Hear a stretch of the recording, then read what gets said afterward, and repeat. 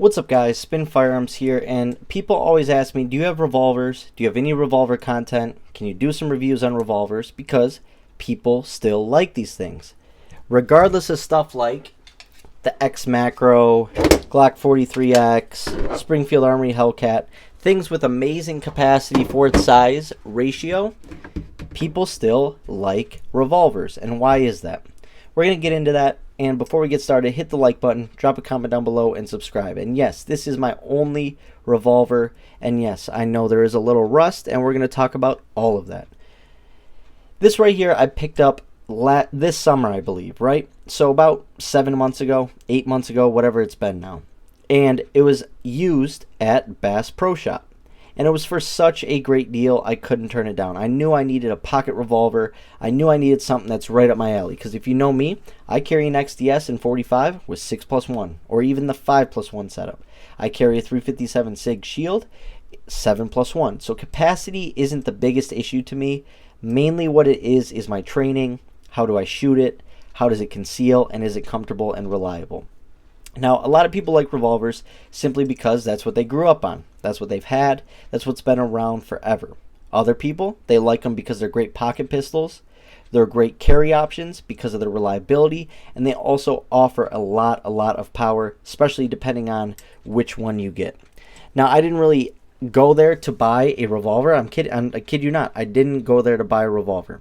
But I walked away with this right here, and it's the 642 Airweight from Smith & Wesson, but I thought it was the perfect one.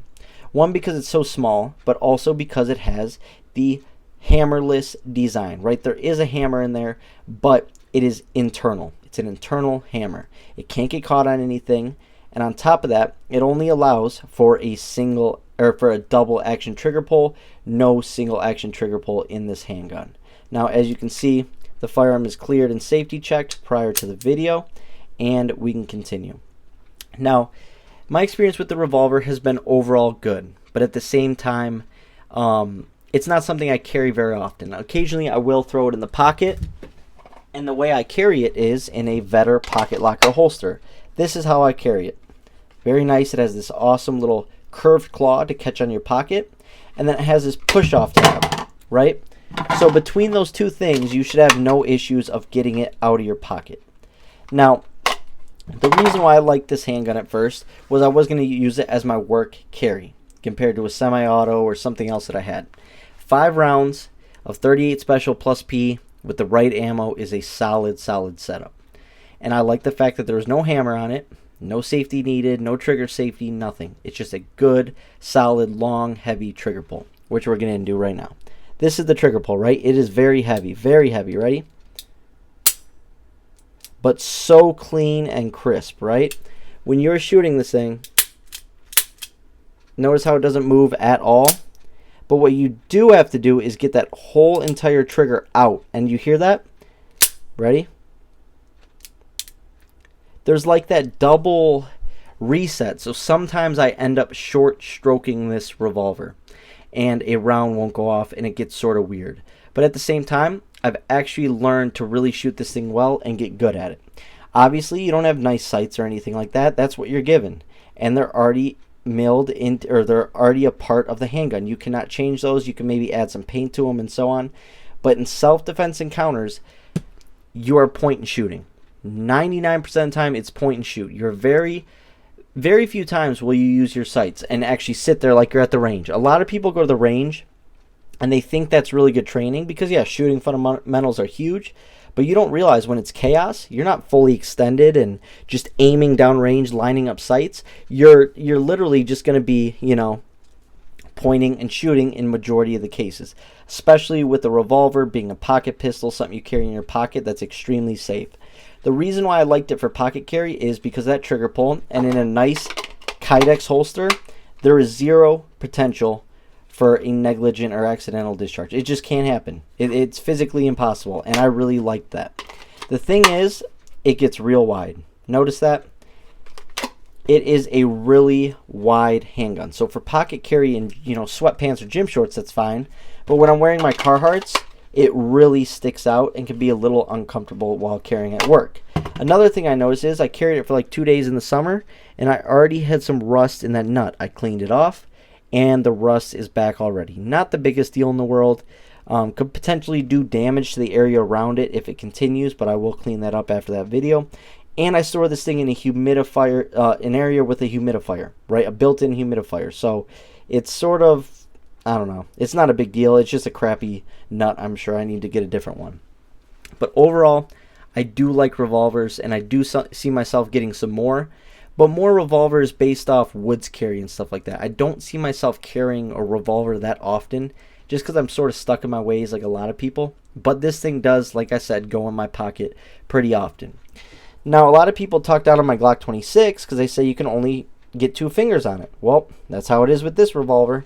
Only 2 fingers, but you can shoot it just fine. It's a very accurate handgun, great shooting handgun, and I absolutely love it.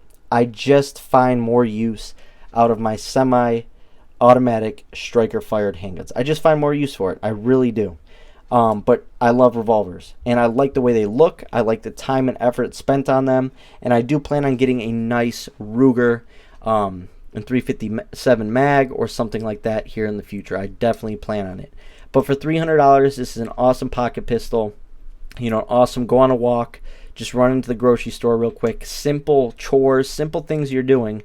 Having an air weight in your pocket is great. Another thing I use this for: when I have to go to the city, when I have something I have to do, which I'm required to do, whether it's family event, whether it's, you know, work, whatever the case may be, you can toss this very easily in a pocket, in a backpack, whatever.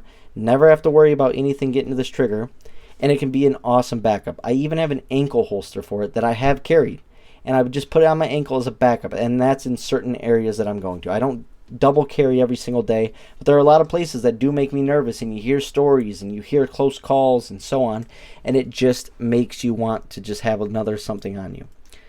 But overall, this handgun was built beautifully. It looks absolutely awesome, and it's going nowhere in the rotation or in the collection. Now, like I said, I don't carry it the most, but I absolutely love shooting this thing at the range. I like letting other people shoot it.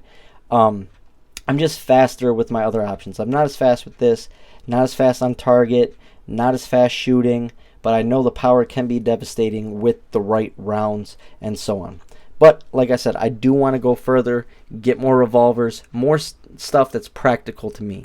This is practical to me. It's right up my alley, fits really well. It's just I have options that I like better. It's nothing against this firearm. It's just preference and opinion. I like other stuff better. But I definitely need to add more revolvers, and this thing was a great first revolver, and hopefully I can pass it down to my son as his first revolver one day, because this thing's absolutely sweet. It's so light, and with those 5 rounds in there, it's still very light and a good, solid choice for up close and personal. And like I said, this is probably one of the safest handguns you could possibly own. Hope you guys enjoyed the video. Thanks for watching.